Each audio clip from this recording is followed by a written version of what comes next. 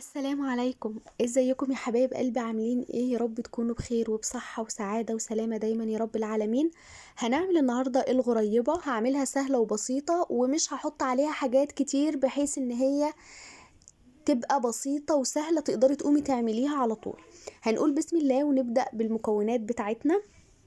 اول حاجة احنا محتاجين كوبايتين من السمنة، بس لازم يكونوا في التلاجة. يعني الاول هتمسكي السمنة وهي فكة كده تكبسيها حلوة قوي في الكوباية.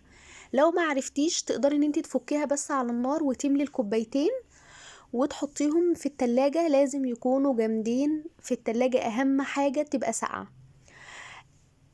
اي سمنة بقى انت بتحبي تستخدميها، لو انت عايزة تستخدمي السمنة المخلوطة طبعا مفيش اي مشكلة.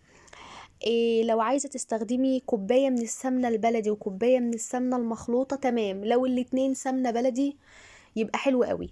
المتوفر عندك تقدري ان انت تستخدميه، هيبقى حلو قوي ومش هيأثر في اي حاجة بأمر الله. كمان انا هنا معايا كوباية من السكر ده سكر بودر، انا طحنته كويس جدا علشان ما يبقاش في الغريبة وانت بتاكليها تحسي كده بالقرمشة بتاعت السكر. فانت حطيه في المطحنة وطحنيه كويس جدا. هقلبه شويه كده، هبدا اسيب بقى الاسباتولا وهاخد المضرب، وقبل ما اشتغل بيه هلف الحاجات مع بعض كده علشان ما تبهدلش الدنيا ليا. انا خلاص هنا بدات ان انا اضربهم. هنضربهم قد ايه؟ هنضربهم ربع ساعه، هنفصل المضرب شويه ونرجع نضرب تاني بحيث ان احس ان المكونات كلها اندمجت مع بعض وبدات تعمل طبقه كده زي كريم الشانتيه. تلف معايا كده شويه. الضرب ده بيخليها تحفة تبارك الله، بتبقى بعد التسوية دايبة دوب. انا معايا هنا ده دقيق. حطيت نص كيلو دقيق، ما يعادل 4 اكواب.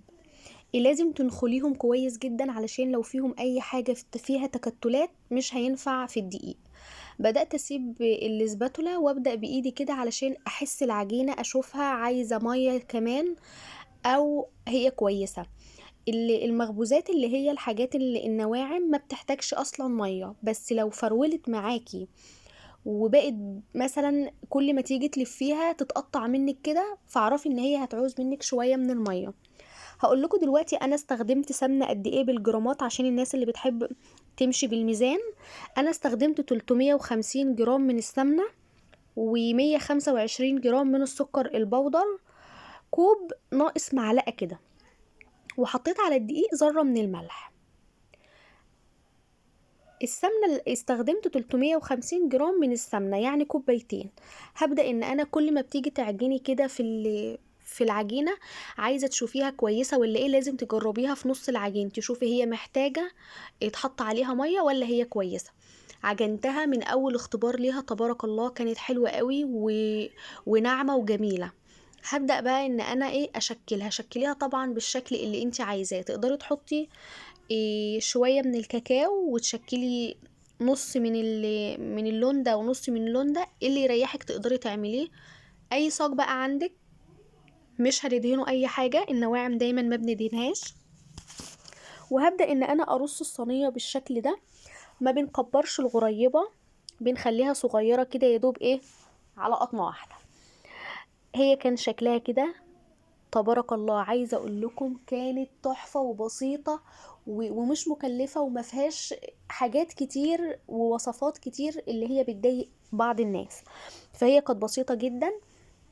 اخدت معاكم معلقتين من الكاكاو وهاخد نص من العجينه وابدا ان انا اخلطهم مع بعض كويس جدا. لو انت عايزه تستغني عن الحته دي وما تعمليهاش وتعملي كله ابيض طبعا عادي مفيش اي مشكله، بس انا حبيت اشكل شويه كده بالكاكاو وشويه لونهم ابيض. اللي يريحك طبعا تقدري تعمليه. بدات اعجنهم. لما تحبي تجيبي اي كاكاو للمعجونات او المخبوزات، تقدري تجيبي كاكاو يكون ريحته حلوه، لان ريحه الكاكاو بتاثر على اي حاجه انت بتستخدميها. فلازم الكاكاو يكون نوع نضيف وانت مجرباه قبل كده. الدقيق بتاعك هتقولي ينفع استخدم دقيق غلة ملهوش عرق وكده؟ هقولك تقدري تضيفي نص من ده ونص من ده، لانه لما يسيح منك مش هيظبط برضو معاكي ومش هيستقبل السمنة. دلوقتي انا شغلت الفرن على الهادي زي ما احنا شايفين. سخنته قد ايه؟ سخنته ربع ساعة على الهادي خالص. هي ما بتلونش، ما بيبقاش لونها احمر ولا كده، هي بيبقى لونها ابيض زي ما احنا عارفين بالشكل ده. تبارك الله كانت دايبة، طبعا مش دايبة زي الكحك، لا، هي دايبة كده وكانت طعمها تحفة. والسمنة البلدي عايزة اقول لكم مخلية نفسها جميل تبارك الله. تقدري تعمليها، بسيطة وسهلة. وزي ما انتوا شايفين هي دايبة بس مش الدوبان بتاع الكحك. كانت تبارك الله تحفة. تقدري تعمليها احسن من ما انا عملتها كمان، وتسلم ايدك وعينك مقدما. وسلام عليكم.